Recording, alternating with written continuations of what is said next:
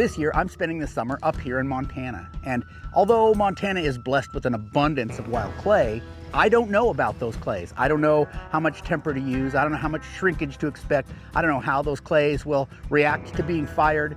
I don't know what kind of fuel exists around here that might be good for firing pottery or good places to fire pottery. I don't know anything about the pigments. So in a sense, this summer, I'm starting over. I'm doing the same thing that many of you are doing, in that I'm trying to kind of figure out the ground rules to get started in primitive pottery in this area. On top of that, I left most of my tools in southern Arizona. I don't have a corn grinder. I don't have some of the things I'm used to having for processing clay, for example, or pigments. And so I'm hoping that this series of videos that I'm starting today will kind of bring you into that world of getting started in primitive pottery, show you kind of how you go through those steps, how you get started. So I've got no shortage of work to do, so we better get started.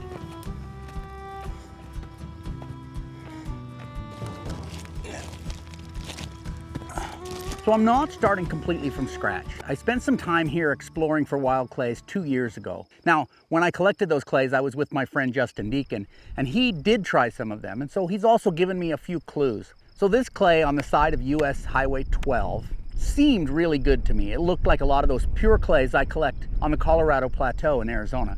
But my friend Justin, again, has told me that this stuff seems to have a high shrinkage rate. So I collected some of this clay as soon as I got here. I went ahead and processed this, but as I processed it, again, I didn't have a corn grinder. I just ground it up with a rock on a sidewalk, and I tempered it with sand that I collected in the local area. So I was able to find all the ingredients I needed relatively simply, but I don't know how those are going to react. I don't know about this sand I collected, for example. I don't know if it has calcium in it that might cause spalls later or something like that. It is very, very fine, kind of naturally separated into a very pure and fine sand. So hopefully it works. So I tempered it with a lot of sand. Because he told me it has a high shrinkage rate, I put 1/3 temper in it, which is kind of the top end. You get more than 1/3 temper and you start losing plasticity. So at this point, I'm not sure how that's going to work out. Whether that 1/3 temper is going to make for a really good clay or if it's going to be a problem. If it turns out that this clay is not plastic enough, of course, I'll have to add more clay to it. So having mixed this clay up and tempered it, I let it sit wrapped up in a bag for a weekend. That way it had the most chance to become plastic and usable. The other thing I collected while I was out was some of this pigment material. I don't know how it's going to work, but it seems to be high iron material that I can use for pigment. Another thing I have learned from Justin is that he says a lot of these local clays will fire brown. And so I am also looking for something that'll fire some different colors, some contrasting colors, so I can do some decorations on the pottery. Hopefully like a white clay or something that's very light colored, maybe even like a buff or a cream colored clay, that then I could paint some of this iron oxide material on and get like red on buff, red on brown. Maybe if I reduced it, I could get something close to black on white or black on gray. If you're in a similar situation, you're looking to find some clays in your area, the best thing to do is just find something that looks clay-like, process it, and just try it. That at least gives you a baseline. That at least gives you some place to start. It might not be the best clay, but then as you go forward and test other clays, you'll have something to compare it to. So start with that first clay, which is what I'm doing here, and then go find another clay, maybe a better looking clay, maybe a different color. Try that. Now you have something to compare it to. Also, the amount of temper. If you find that this clay needs more or less temper, say it needs 20%, or maybe it needs 25 or 30%, then you're going to know what to give that next clay as a starting place. I always say 20% because that works for most of the clays in my area. But I might find up here that 30% is the standard, or I might find that that 30% is no good at all and I have to add 15%. You have to kind of, get an idea about how the clays in your area are and then use that as the baseline moving forward.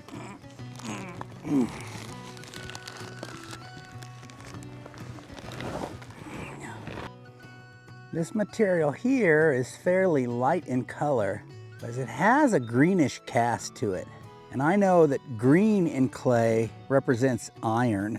And it's been my experience that green clay will fire to a yellowish or brownish color. And so I'm looking for a light colored clay. I'm looking for a white clay. But I'm going to avoid this for the time being because I don't think this is the stuff I'm looking for.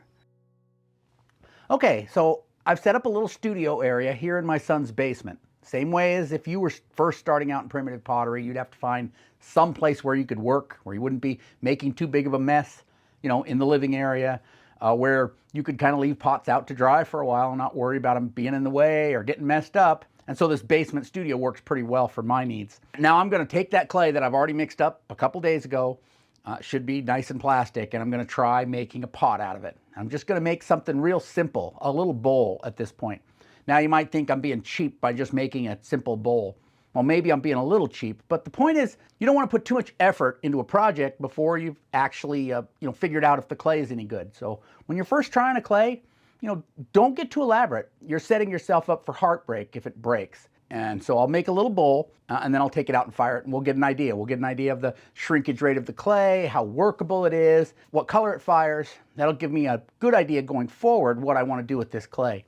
Now, if this clay turns out to be not plastic enough, that's a common problem with wild clays, then I might try cutting back the amount of temper I add, or I might even try processing it in such a way that I can remove some of those impurities, things like silt that might be in it. On the other hand, the clay might be too plastic. It might be very, very sticky, in which case you might add more temper. Another thing that commonly happens with wild clay when you first try them is the shrinkage is too much and it starts to crack. And so then you also have to add more temper. Now, hopefully I've already dealt with that. I have a third temper in here. You probably don't want to go close to 50% temper, although with some clays you can. And then as soon as it's dry, which, depends a lot on the weather where you're at. Fortunately, here in Montana, it's pretty dry right now. I will take it out and fire it when that's done. And that'll give me a good idea moving forward what I can do. And then my next project can be a lot more elaborate because I'll have an idea of what I'm working with. I can make a more elaborate project with it. Or I might say, hey, this clay is no good at all. I'm going to throw this out. I'm going to go look for another clay. Unfortunately, here in southeastern Montana, there are a lot of clays around. So I'm sure I won't have a problem finding another clay if I need one. So I'll just be working on this old table down here, and I've got my clay there, and I also brought some tools with me. So I'm not really starting completely from scratch. I brought this kit full of my basic pottery tools like pookies and gourd scrapers, pieces of cloth, things that I use a lot. And so I'll be using those as I go forward working on this pot.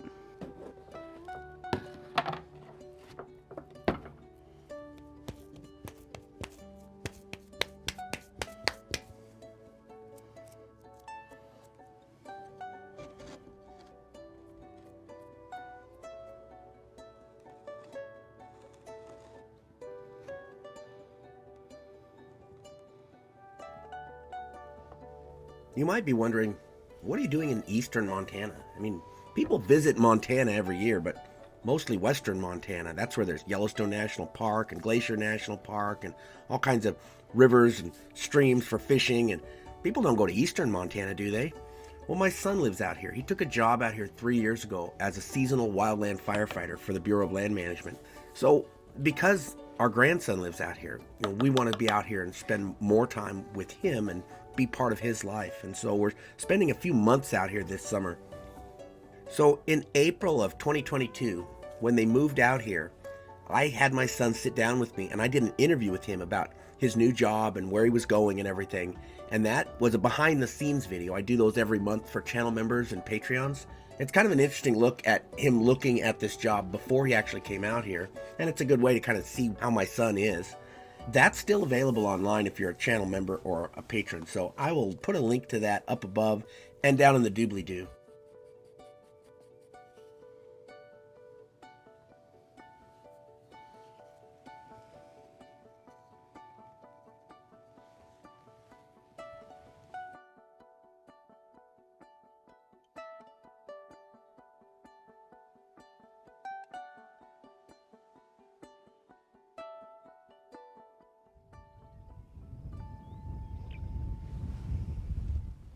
All right, today I'm out here looking for light colored clays to use as slips and for decorating my pottery, since I seem to have a pretty decent clay for building with. So far, I haven't fired it yet. So I'm out here on some BLM land just looking for those light colored clays. First thing I did, I went to the local BLM office. BLM is Bureau of Land Management, in case you don't know. I bought these maps, $4 a piece, so they're pretty inexpensive. They show all the land ownership in this area, so that's real helpful. That way I can figure out where I can go out and hike around without trespassing on some rancher's property. First thing I did is I looked at all the area around where I was staying, found where there was some reasonably sized large chunks of BLM land, and came out to check them out. The other thing I did was, once I located those spots, I also looked at those using Google Maps with that aerial photography. And that way I can kind of see, if it's just grassland, it's kind of hard to see the clays, right? What I'm looking for is places where the ground's kind of opened up. There's some badlands around here, and in badlands you can really see those layers of clay. So that would be optimal. Or any place where there's kind of, some broken up country. And then also with that aerial photography, you can kind of get an idea of the colors that are out there, right? So if there's a lot of reds, you'll see a lot of reds in those exposed areas. Or if there's a lot of browns, you'll see browns. I'm looking for those light colors. I'm looking for light grays, whites, and you can see that here on this aerial photography, that those areas that are light colored are actually showing up. Another thing you can do, if the ground is generally covered with vegetation where you live, is look at the color of water features. So where there's little lakes and ponds that are collecting runoff from the general area, you can sometimes see the color of the sediment that is suspended in those ponds. And when that water gets washed into those reservoirs, it's holding sediment that's collected all around that area. And right away, those larger particles, the sand particles, are going to settle to the bottom. So when you see these aerial photographs of ponds and lakes, and there's color to them like this, then that's color of clay. That's actual clay particles that are suspended in the water. That's a great indicator that there are clays that are similar in that color upstream from there. And so we can see here in the area where I'm at, these ponds have a light color. They have like a creamy color about them. That tells me there are light colored clays in this vicinity.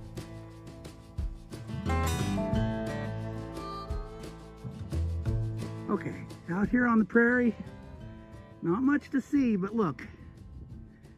Across the way, down below me, there's some white material. All the way across the valley, there's some light material at the base of that big hill with the pines on it, but then also closer over there, that looks like the same material. See, because it's at about the same level of elevation as that spot there.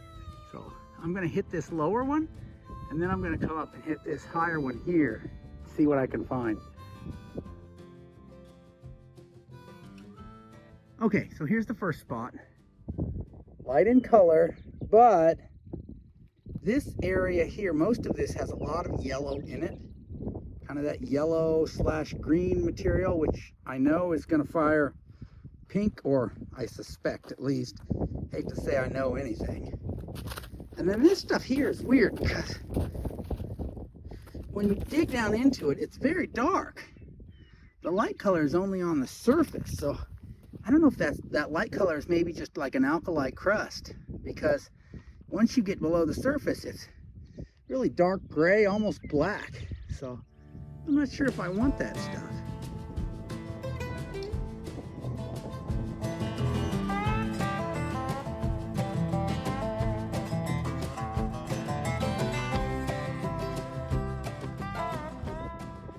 Okay, I have arrived, and I have a bad feeling about this. You can see those dark layers in between the whites. I think that white material is, as we saw earlier, an alkali crust, and that it's going to be dark once we break through.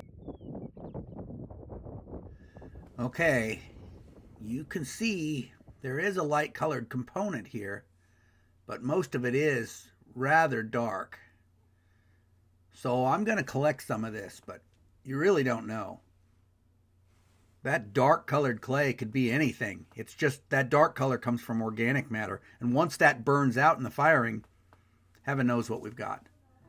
So I'm going to go ahead and collect some of this, but I'm not super hopeful.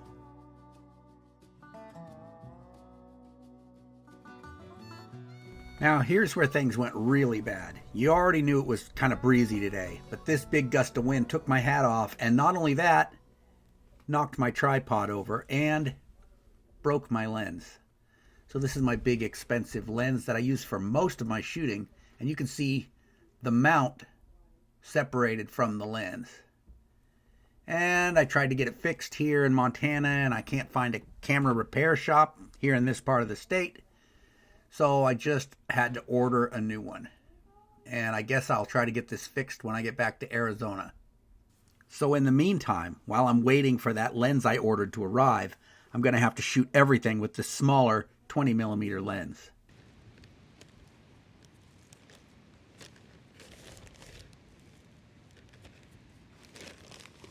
So now I'm ready to start purifying these slips so that I can put them on the pot so that I can fire it and see what color they fire to. First thing I got to do is label everything, because if you don't label it, you're likely to forget where it came from. I'm making sure even the tubs I pour the clay into are labeled correctly. That way I can't forget. So I'm just going to put the clay in these tubs, cover them with water, and then just let them sit and soak for several hours. Okay, now that it's soaked up for a while, I'm ready to mix it up. Get your hand in there, just mix that clay up so that the clay particles are suspended in the water. And then I've got these little paint strainer bags I picked up at the hardware store. They just pop right over the top of the tub, and I'll just pour the clay through that. And that'll screen out anything that's like sand size or bigger.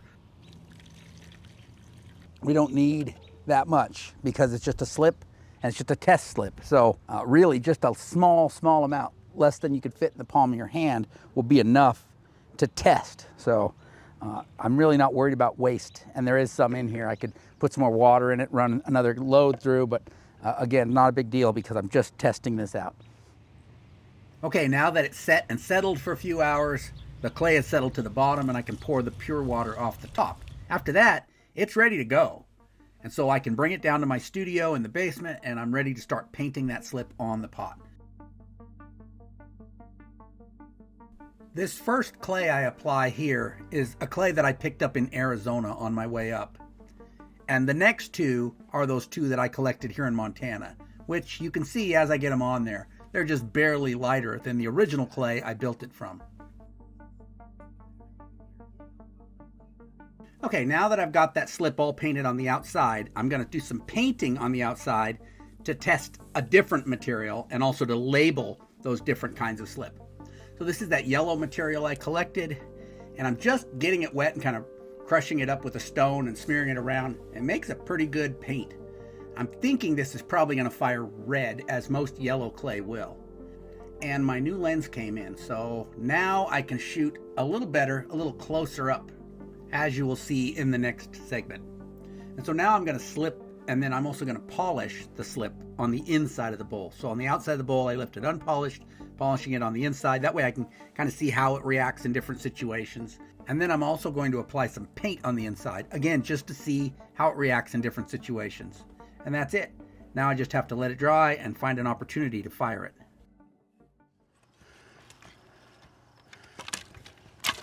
Well, firing turned out to be a bigger hassle than I thought it was going to be. For one thing, out here where my son lives, most of the country around here is just prairie. There's no trees where there's fuel you can burn to fire pottery. I suppose there's cow manure, and that's something I may explore next time. But I was looking for regular firewood because that's what I'm used to using at home. And, these spots are not that common. The second problem was the weather. Here, it's either windy or it's raining, or, it's wet because it just rained a couple days ago. And so I've waited a long time, like a week, to get out here and fire today when the weather is nice. And if I was working a full-time job, I wouldn't be here because today's Monday and the wind blew like crazy Saturday and Sunday. So, I may have to wait more weeks to find a good time if I'm trying to work this into a regular job schedule. At any rate, I'm out here this morning on public land where there's a lot of this juniper, which is a fuel I'm used to using in the Southwest. And I'm going to try to get that little bowl fired. On my way out here this morning, I stopped at a store and bought a newspaper and a lighter, which is basically all the gear I need for firing. The other thing I need was a shovel. I'm going to use the shovel to kind of handle the hot pot because I don't have gloves. And then also, as a safety precaution, in case the fire starts getting away, it's good to have a shovel so you can kind of, keep it in check. And I'm setting aside the news section and the comics so I can bring them home and look at them later. But I'm burning the sports section because studies have shown that's actually all the sports section is good for. I apologize for sounding a little froggy this morning. I've developed a bit of a cold here.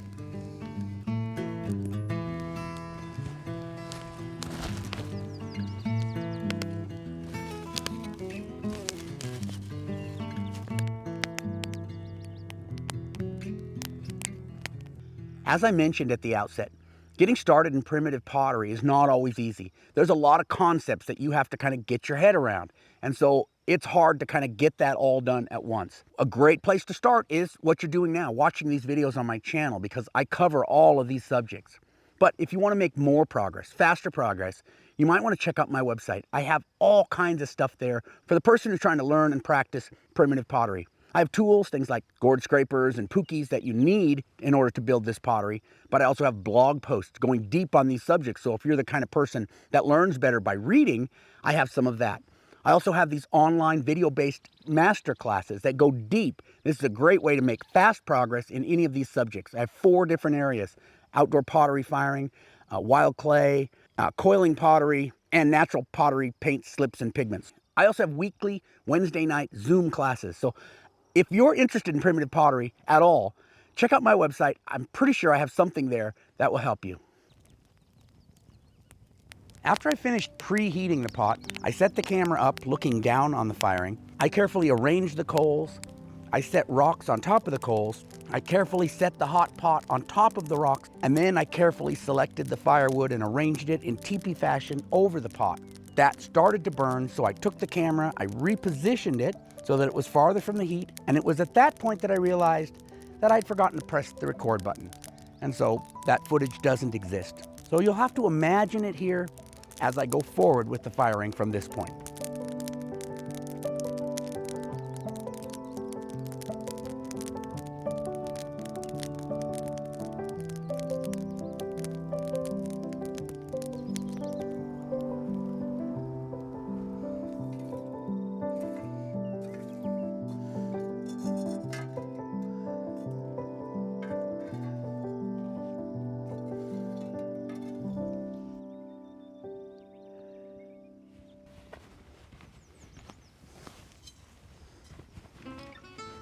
All right, let's talk about the results. Everything came out real good, but not exactly as I expected. So first of all, did it fire hot enough? We can hear that, it's tinky. So it did fire hot enough. It is ceramic. Color-wise, my whitest white is that Arizona white, which, I guess I expected, but I'm still a little disappointed that I didn't get a very good white from these Montana slips. Actually, this number 2, this O2 here, is relatively light. It's a nice, buff color. It'd make a good contrast. You get a lot of contrast actually with that paint. And then, let's talk about the paint. I was 90% sure that yellow clay would fire red, and it's, it's kind of burnt orange. So not a bad color, but not what I expected. You certainly could, as I said, get a lot of contrast between that burnt orange and that buff slip, enough to do some nice decoration.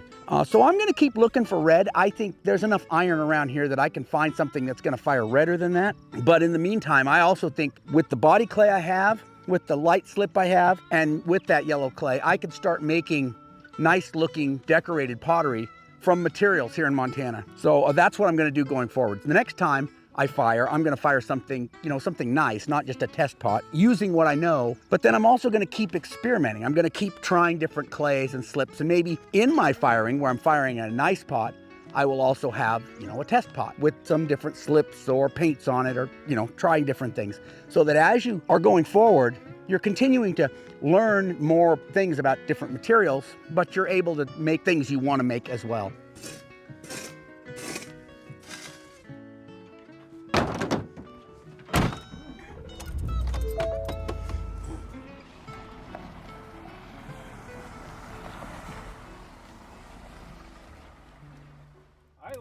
I like the reduction fires there. I like the way the pottery comes out. I mean, it comes out. Around the middle of June, I drove out to meet with another primitive potter who lives in Montana named Justin Deacon. Justin has a unique method of reduction firing pottery that he developed with the help of the late great John Olson. This is similar to the Anasazi trench kiln style of firing. It's going to be smothered. And this is the first successful firing that I'm aware of in which both organic paint and reduced iron were fired together in the same smothered firing. So this is a good firing to learn from, because whatever he's doing something right, in that he's able to both get good blacks from his organic paint and good blacks from reduced iron.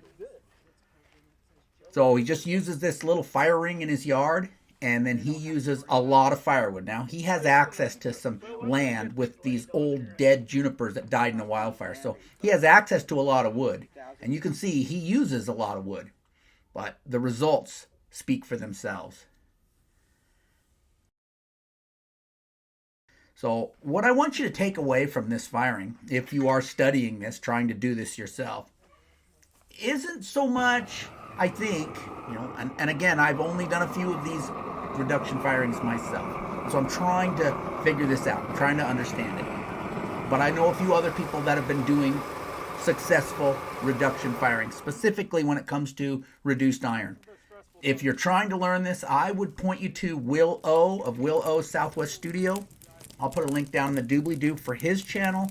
He's done a lot of successful reduction firing, and I've been in communication with Will and a few others that are doing these or trying to understand this. And I think what a lot of us are coming to get about this is coals. The amount of coals that you get is key, is critical. And that's why Justin's was successful here. He used so much wood that he had lots of coals. It completely filled the pit. And so I think the lesson we can learn here is coals. The proximity to the coals has to do with, not burning out, not oxidizing any spots, not having any gray spots. And so what you want to do is kind of cover the pots with coals. You don't need this many coals, but you do want to make sure that the entire top of the pot is kind of covered in coals. And that's what I found in my firings, as well as some other people have found. But the results here are really good, and I think this is a great example firing for us to learn from. And so once this has burned down, we go ahead and shovel the sand over the top to smother it, and we leave it for about 3 hours. And when we come back, we open it up. Now, the 2 jars here are Justin's. Those are painted with organic paint on a clay that he gets from Utah. And the ladle, that's mine. That's painted with red iron oxide. And as you can see, we got good blacks from both. And really the key, not only did we get good blacks, we got good whites as well. We burned out most of that carbon. So overall, a really good, successful firing.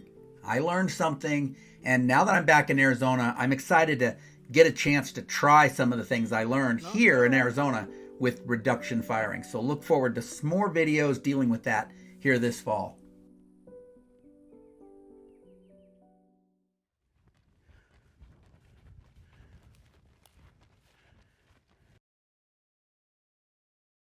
Slip is nothing more than liquid clay.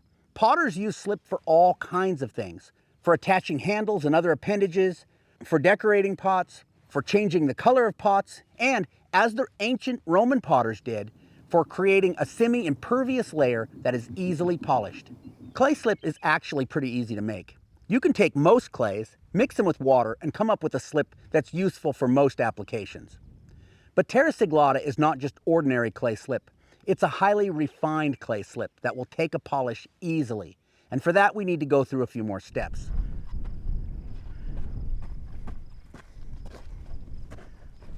There are many videos on the internet showing how to make terra sigillata, but you might be surprised to learn that the way terra sig is commonly made today is actually quite different from the way the ancient Roman potters did it. Terra sigillata refers to a type of pottery with glossy, slipped surface that was made in Europe during the Roman Empire, also known as Samian ware. This pottery was pressed into a mold, resulting in the raised designs on the outside of the pots. This type of pottery stopped being made in the 3rd century AD, and after that, the exact process was lost. We actually have very few first-hand accounts of Roman pottery making, leaving many gaps in our understanding about how it was manufactured. One of those gaps involves how they produced their fine slip, used in making fine Samian ware pottery. In the Renaissance, people began to admire ancient Roman terra sigillata pottery. but it took many more years before someone was able to figure out how to recreate their materials. In the late 19th century, a German chemist named Heinrich Schumann was trying to find an inexpensive way to seal clay sewer pipes, and in his search came to admire ancient Roman Samian-ware pottery. He developed a method for producing a highly refined slip that, because he was a chemist, involved the use of chemicals that the Romans would not have had access to. This method, with some refinements, is still used today to make modern terra sigillata clay slip.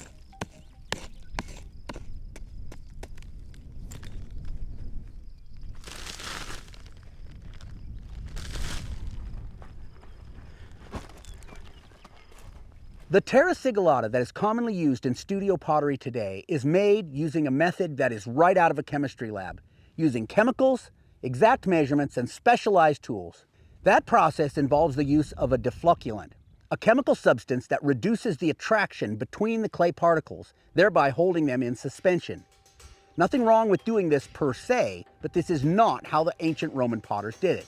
There is no evidence that the Romans were using deflocculants with their clay slips, or measuring the specific gravity, or any of the other chemistry lab tricks employed in the manufacture of modern terra sig. The ancient Romans were not the only culture that used highly refined slips to good effect. Many of the ancient cultures in the American Southwest also used refined slips to make their beautiful pottery. How did these ancient people make a highly refined clay slip, such as terra sigillata, without the use of chemical deflocculants and hydrometers? Actually, the process is dead simple, requiring nothing more complicated than clay, water, a couple of containers, and employs the age-old practice of purifying clay known as levigation. Start with some clay you hope to use as a slip. Hopefully it is a desirable color, and the purer the clay source, the more yield you will get for your hard work. Let this clay slake in water for several days. There's a bug. A bug? You think that bug's gonna get you? Run away. Then get in there with your hands and break up any lumps that remain. Thin out the solution so that it's thin like milk, not thick like cream. You may have to pour some of the material into another container while you work with this thinner material. Now stir up the content so the small clay particles are suspended in the water. Then wait a few minutes for the larger, undesirable particles to settle to the bottom. The amount of time to wait will vary based on the clay you use, so pay attention. Once the non-clay material has settled to the bottom, you can pour the pure clay suspension into a second container. The timing of this step is important. Too early and you will get silt and other non-clay material in your slip. Too late and the clay will have started to settle as well. If you watch the container it is settling in, you will get a feel for when to pour. You can add more water to the first container and do this all over again. As you do this, you will get less and less clay, so you will probably want to stop after about 3 goes, or when the second container gets too full to hold any more.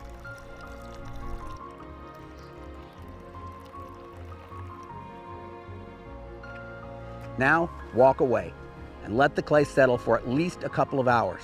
When you come back, you should have clear water on top as the pure clay has settled to the bottom.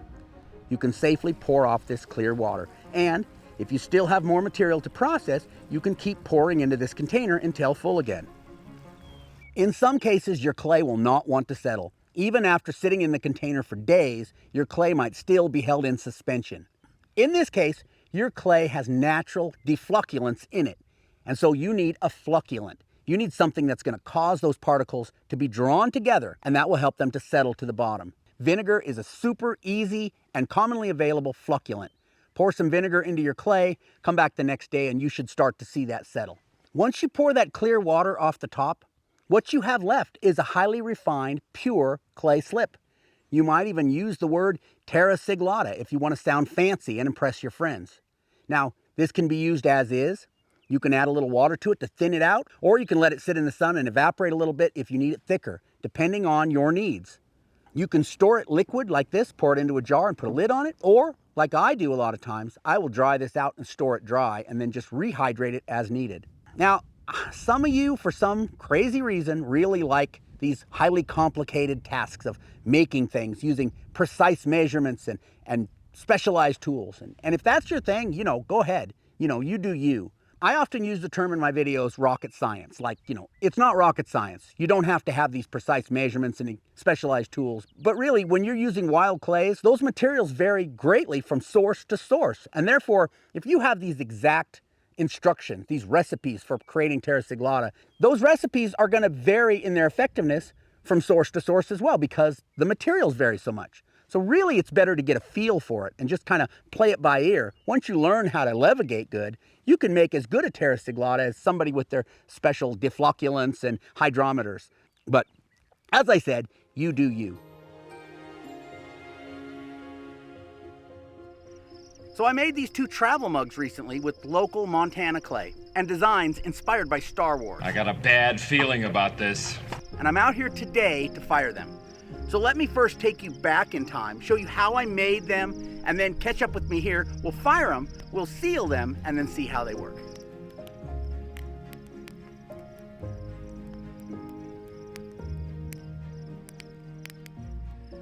Okay, let's talk about the size of this cup.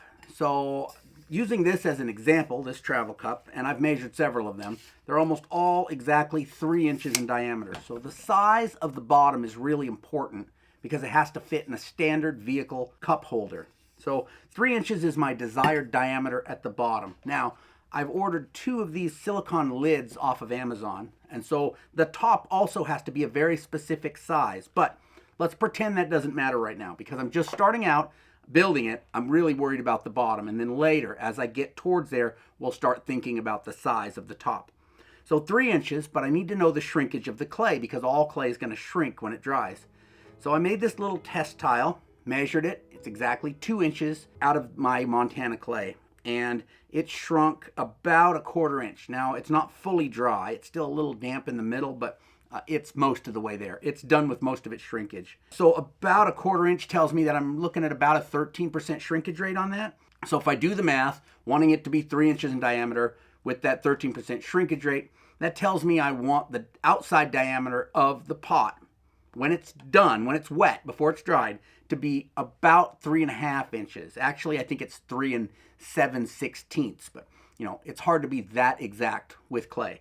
So we're going to shoot for about 3.5 inches. Now, I've looked around my son's house, and actually my son and my daughter-in-law have a pretty extensive mug collection. So I had a lot of mugs to look at with different diameters, and I found this Pinocchio mug on the bottom is just about 3.5 inches in diameter. So I'm going to use that as a template when I draw the circle to start making the bottom of the pot, and then build up from there. And then I'll have to keep that same diameter for several inches, because again, it's got to sit into that cup holder. It's got to sit down in there. So we want to make sure that it stays about 3 inches until we're, you know, maybe 4 inches high, and then we can start maybe tapering out a little.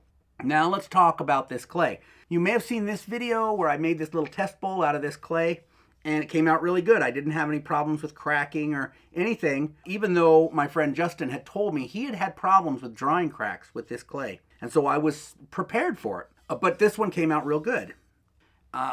And so that's not the only thing I've made out of this clay. In the meantime, in the Ancient Potters Club, that's my Wednesday night Zoom pottery class, this month we were working on these bell beaker jars, which are an ancient European form. And again, out of the same Montana clay, but this time I had no end of problems with drying cracks in the rim, some very large ones. Now I've fixed them twice, and I don't see any cracks at this time. So hopefully I've got that sorted out, but it's been a huge problem with this jar. This area is so full of clays. I went out and found another clay source, equally close to town here, and I ground it up, I tempered it, I mixed it with water, and it's been sitting overnight now. So I'm going to make another test tile, just like this one, with this clay, and we will see what its shrinkage rate is, and then make a second travel mug. So I have 2 lids. My idea is to make 2 different travel mugs out of 2 different Montana clays, and hopefully that second clay doesn't have the same problems with drying cracks that the first one does. Okay, I guess we're about ready to get started.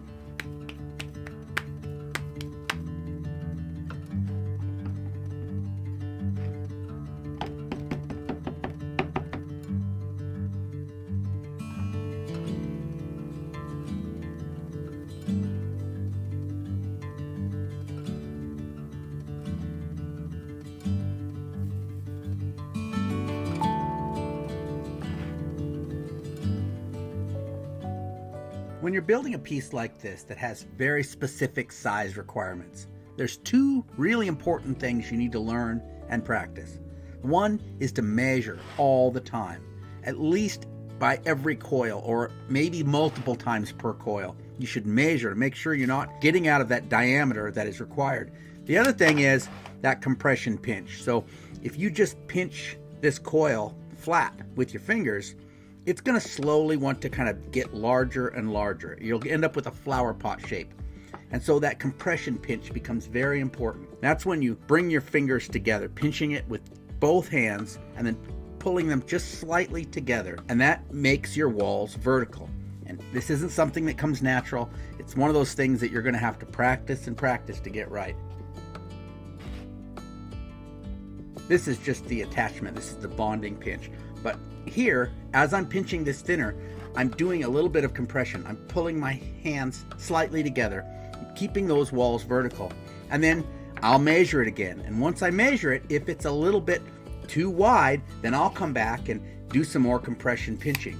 Or if it's too narrow, I can get my gourd scraper inside and kind of push it out. So with constant measuring and doing that compression pinch here, as I'm pinching those walls thinner, I am keeping that within the desired parameters. Now this is probably the pot I've made that has the most strict measurements. I've never made another pot that was like this. So of course in between I have a little bit of leeway, but at the bottom, maybe the bottom, let's say 3 or 4 inches, so it sits in that cup holder, have to be that 3-inch diameter. And then the rim will also need special attention to make sure I'm going to be able to get a good seal with that silicone lid. But I'll talk more about that when I get to that part of the build.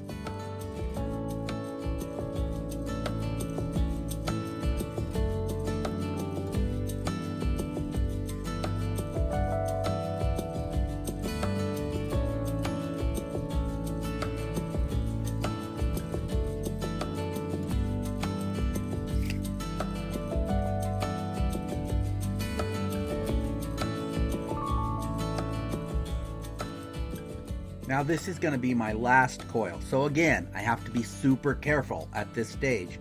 You can see here as I finish pinching it that it does look a little flared out, and so I measured this and it turns out that it was actually quite a bit wider than I needed. So then I come back and here I am doing more of that compression pinching, bringing it in and then making sure that it is the desired diameter.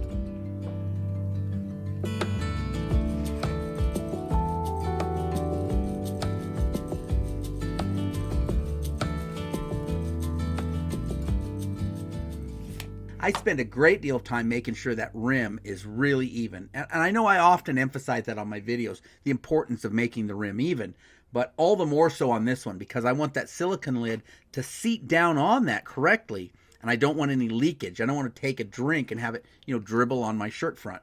And so just taking little balls of clay, sticking them in the low spots, carefully trimming off the high spots, eyeballing it, making sure it's level. And then when you've got it about where you want it, just get it wet. Get that rim nice and wet and sloppy. And then you can spend a lot of time just smoothing that out with your fingers. At this point, it was just a little bit out, a little too wide still. And so another way of bringing that in is just, see how I'm cupping my hands around the pot and kind of applying gentle pressure to just bring it in just a fraction of an inch. And so once I've got it where I want it, I can use that wet piece of buckskin, applying firm pressure, and dragging that around the rim to get a nice, smooth, even finish.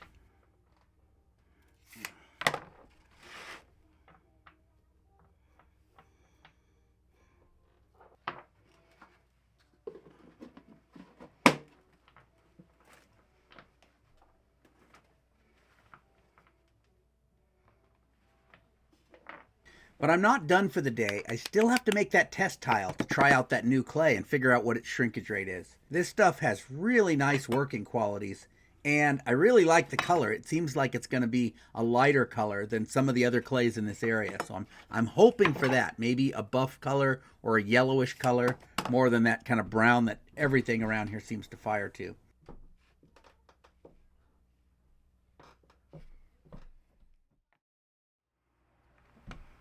So it turns out this new clay has almost the identical amount of shrinkage as the old clay. They shrunk almost the same. This new clay shrunk just slightly less. So I figured 13% for both of them, which made it easy because I could use the same measurements I'd already figured out for the base and the top. So now I'm just making another travel mug using the same method I had before. But as I said earlier, this new clay has slightly better working properties. I found that when I make 2 or 3 of the same form, I always get better as I go. So the second is always better than the first, the third is always better than the second. And so it is with this. This build went a little faster and the results were a little better because I'd just done it a couple days before, exactly the same.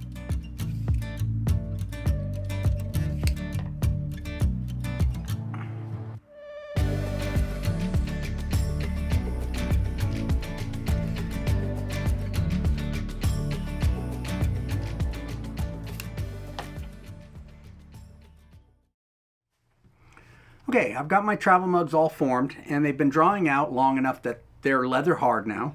So I'm ready to put some decoration on them. I've got this slip. This is that slip that I made in my last video. If you didn't see that, I will link that right over here. And so I'm just going to slip them with this, which will fire orange. And then I'm going to scratch designs through them once it's fully dry. So slip, polish, and then scratch designs into them, or Sgraffito designs on them, okay?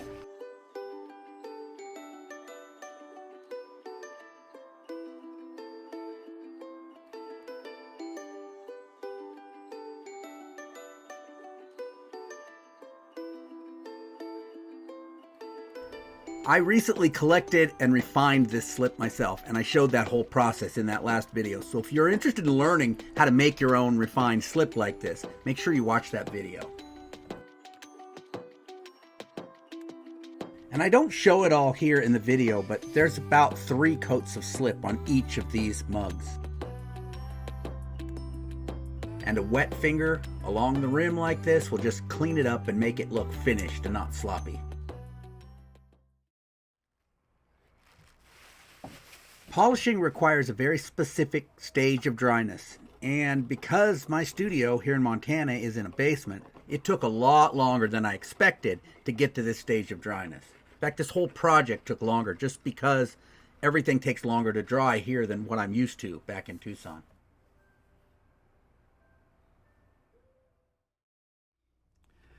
Okay, after several days of drying, I finally got these dry enough that I'm ready to decorate them so that I can take them out and get them fired. So what I'm going to do is I'm going to scratch designs through the slip, process called Sgraffito, and draw some designs in it. Now, I'm going to do something different. Earlier this year, I visited Disneyland in California, and I was really inspired by the architecture at the Star Wars land. They call it Galaxy's Edge. And as you can see here, it's really intriguing architecture, and these designs that are kind of impressed in or reliefed out from the building I think are really interesting, and I'd like to do something like that on here. So that's where I'm taking my inspiration from, is that architecture at Galaxy's Edge, and I'm going to carve some of that or just scratch it into the surface of the pot, and then we'll get it fired. The other thing to note is that there is on both of these, remember these are different clays, there is some salts or alkali of some sort that is come out as it dried on the surface. I don't know if you can see that, but there's kind of a white film on them.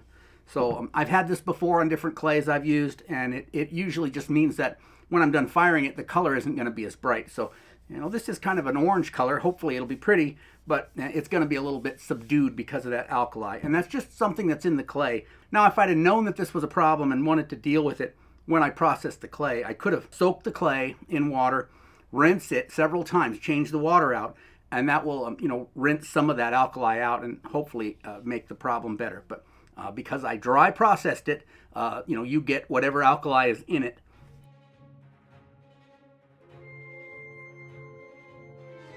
I usually freehand my designs, but in this case, I really wanted to draw them out ahead of time. And the problem with drawing your designs in pencil on a primitive pot is that a primitive firing doesn't get hot enough, or at least not usually, to burn off graphite.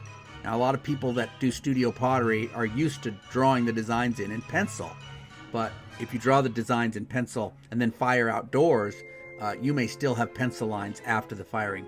And so I bought these charcoal pencils, which I'm hoping will disappear in the firing because it's charcoal, not graphite.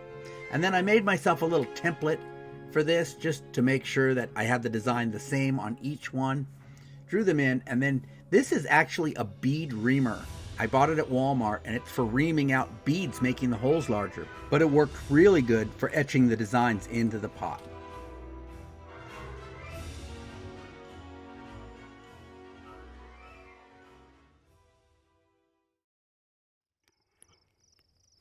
So it's been really wet out here recently. Rained the last couple of days off and on, and so the wood is pretty damp. But I'm up against a hard timeline, having to do with the end of my trip to Montana and video schedules. And so I'm gonna be out here today trying to make this work. No, try not. Do or do not. There is no try.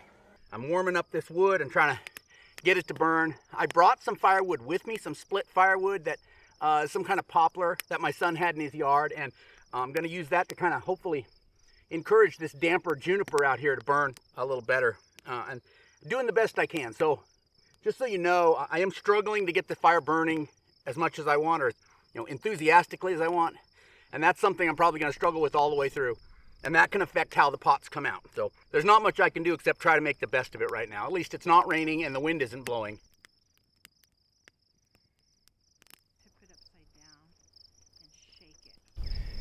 Yeah, so there's these clouds to the west of us.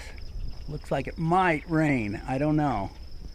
We will see, but I'm watching it closely, and if it starts to rain, of course, I'm going to have to pack up and try this another day.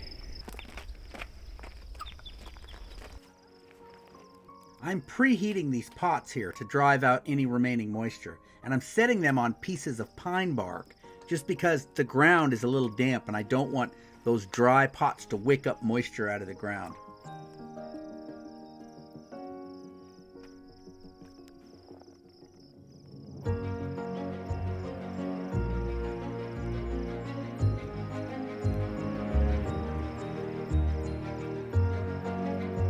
The wood here is juniper, and as you can see, there's nothing any bigger around than my wrist. Fairly small material, but a fair amount of it.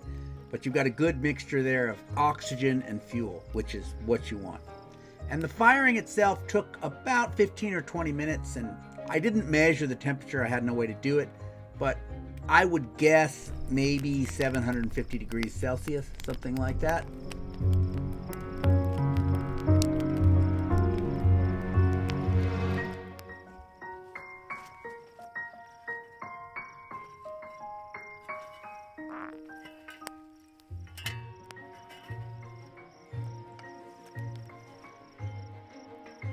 Here I'm just trying to let these pots cool down slowly so they don't get thermal shock. They need to be a little bit cooler but still hot when I start putting beeswax in them. And so here I'm dropping bits of beeswax into the pots, which are still hot. That beeswax is going to melt, and then I'm going to just move the pots around and work that beeswax into all of that surface, because this is earthenware pottery. It's naturally porous, and that beeswax will seal it so it doesn't leak. Okay, let's talk a second about the results. I really love that it got kind of that dirty, kind of used texture that you're used to seeing in Star Wars, which really I think lends itself to primitive pottery, right? So it looks a little old and used, because it's handmade and fired in an open fire. It's got some fire clouds on it, some different colors. Unfortunately, spalls on the bottom. Now, let's talk about that. Didn't spall anywhere else except the bottom. Spalls are caused by moisture. The fact that it only spalled on the bottom tells me I didn't preheat the bottom well enough.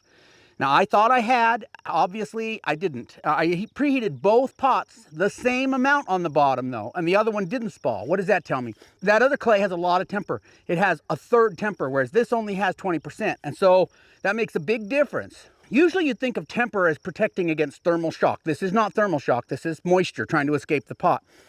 But temper also helps with this, right? Temper opens up the clay body so that moisture has an easier time escaping. It has more pathways to get out. And so more temper would have helped here, but also so would preheating. I am going to try to use it because it didn't break all the way through. I was able to seal it. And so this is, because it's a travel mug, if it sits in a cup holder, it doesn't have to have a flat bottom. I don't know how thin that is though. So I'm gonna give it a try and see what happens. I got nothing to lose except a little moisture in my vehicle. Let's look at the other pot. Okay, so here's the other one. Did not spall. It does have a crack at the bottom, and you can't, it's hard to see in the camera, it's right here, but you can tell because that wax has leaked all the way through. Any place the wax is leaking through from the inside to the outside, that tells you there's a problem. Fortunately though, that wax may be able to seal that crack, and I may still be able to use this. So I'm going to again try this, even though it has a crack at the bottom. Again, it has that nice kind of crusty, Star Warsy sort of used texture. Unfortunately, this didn't turn as bright. Now these both have the same slip on them. They should be the same color, but I think it's that, remember there was that alkali or salt that was leaching out of the pottery as it was drying? And I think that's what's given us more subdued coloring, unfortunately. And I got a good coating of wax all on it. So the only thing now left to try is to see if the lids fit, which again is a big if, and then try using these. So here's the lids. I just bought these on Amazon, so they may not be designed for this kind of pottery. And I don't have a tape measure with me, so I can't see how close to the desired size I got. But I've had a bad feeling about these lids for a while. Oh, I have a bad feeling about this. Just because I kind of felt like maybe they were designed for like thin, you know, commercial pottery, not for homemade pottery. They're not made for studio pottery. They're made for factory pottery, you know. If I buy a mug at Walmart, it's going to be a lot thinner than a mug I buy from a potter, you know, at a craft fair. And that's what I think they were designed for, unfortunately. There is a semi coming up behind me, making a lot of noise. I don't know if I'm going to have to move. All right, so the lid fit. Whether it holds, you know, it's sealed, I don't know. Again, I do get the impression it's for a thinner walled cup. I'm sure they must make these for, you know, homemade pottery. I just probably bought it from the wrong source. So that's something maybe for a future video, or if you try it, you know, leave a comment and let me know, you know, where to get the good ones. Now I've got water in it and I have trouble getting that seal on again. See, I had to work at getting it on there, so you can tell it's just not quite right for this cup. Okay, let's go see how it fits in my cup holder. So here it is. It fits perfectly in the cup holder. The lid goes on and seems to seal okay. The beeswax seal seems to hold.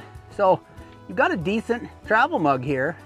This would be a great project to do with, you know, your kids or just for yourself. Fun way to use primitive pottery in a practical way.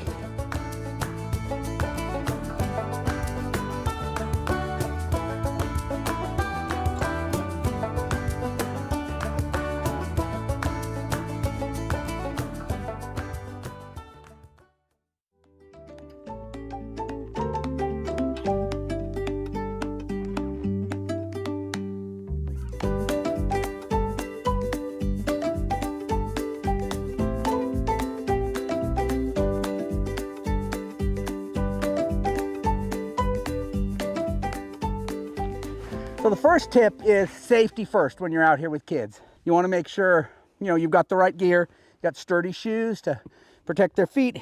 You've got maybe a hat to keep the sun off, sunscreen, insect repellent if that's necessary. And then again, check the environment, right? You don't want to take them up a hill that, you know, they could slide down and get hurt. You don't want to, you know, take them across any deep channels where they can fall in and these kind of things. So scan the environment, make sure that the place where they're collecting clay or hiking around is safe, and then make sure they have the right equipment. Also, keep your eyes out for dangerous animals like rattlesnakes, scorpions. These are things you can often find when you're digging in the ground looking for clay. So the first tip is always safety first for the kids, and then also for yourself. Oh, that's pretty cool. That is photo. First, you put it in a bag. You can keep digging for clay. Wow! The next tip is preparation and planning. You've got to plan ahead, figure out where you're going, check out the weather, make sure that it's going to be fun for the kid, that it's not going to be too hard. You know, the difficulty as far as how far you're hiking and how steep the terrain is, these kind of things. And then preparation. Make sure you bring the right stuff, right? With the age of kid I'm dealing with, I got to bring a diaper bag. I got to have diapers and wipes. Every kid's gonna need snacks, maybe a picnic lunch. Just make sure you have the stuff you need. Not to mention the stuff you need for the clay, right? So you need bags or buckets to put clay in. You need something to write on it so you can mark where it came from. Make sure you take good notes so that you know where the clay came from. If you like the clay, you can go back and collect it and not go, hey, this is good clay. I wonder where the heck I dug this at. Preparation and planning are good anytime you're going wild clay hunting, but especially when you're bringing kids, because you want them to have a good time. Right here, bud. We're gonna dig this gray stuff up here, up high, see? Get up here and dig right in there. Dig it up good. Here, let me help you. We'll dig it up real good. Right there, see? It's some nice looking clay, huh? Hey, Papa, is it this way? Yeah. Use the sharp end. The third tip is to engage the child's curiosity. Although you want to make it educational, you can't focus so much on education that the kid doesn't have time to just explore and, you know, check things out on their own. And so in some ways, you kind of have to let the kid kind of be in charge of the expedition. If they're interested in this one thing, let them do that. Let them spend as much time as they want on that particular element. And so we can take the time to teach them what clay is, how to identify it, you know, talk to them about what we're doing. But don't make it so educational that they're not having a good time. And that's going to be very dependent on the age of the child, right? So with my grandson here, you know, he's pretty small. So I'm just letting him kind of find what he thinks is interesting and do that. With older kids, of course, you can spend more time talking to them about what you're looking for and maybe focus more on the clay. But what you want is for the kid to have a good time. You want them to have such a good time that they're going to ask to come do this again and again. You know, if you make it a chore, you know, it's going to be the kind of thing that they're not going to want to do in the future. So let the kids' curiosity kind of drive the expedition. Not make the clay maybe the most important thing, especially with young kids. What, buddy? Right in here.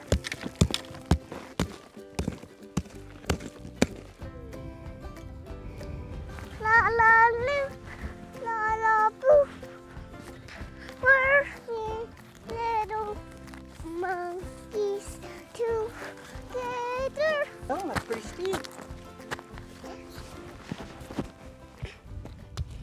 The fourth tip I want to give you is the same thing I tell a lot of people when we come out into the wilds to collect wild clay, and that is that we don't want to make a nuisance of ourselves. We don't want to dig a big hole that's going to be ugly or, you know, somebody's going to turn their ankle in. We don't want to disrupt the landscape, especially like this when you're on public land. You want to leave no trace. Same as if you're camping or backpacking, right? You want to come out here and enjoy nature, maybe take a little bit of nature home with you, but you don't want to leave a mess for people, right? You don't leave garbage. You don't disturb plants. Try to dig clay from a place where you're not disturbing any living thing, where you're not, you know, digging up plants that are thriving and blooming and such, you know, places where it's exposed, like in a cut bank or in a road cut. Come on, buddy. Come with me. Give me 1 second. And so even with little ones like this, again, you could start at an early age to teach them that when you come out here to collect minerals, that you do so in a way that doesn't disturb nature. Teach them to appreciate and respect nature. It's a great lesson to leave them with. And like I said, you can start at a very early age so that it's ingrained in them as they grow up. Okay. Ready? Hey, 1, 2, 3. 1, 2, 3, go. Jump. Let's do it again. Okay, we'll do it one more time. Ready, set, jump. Hey, you didn't go. You fell. I fell down.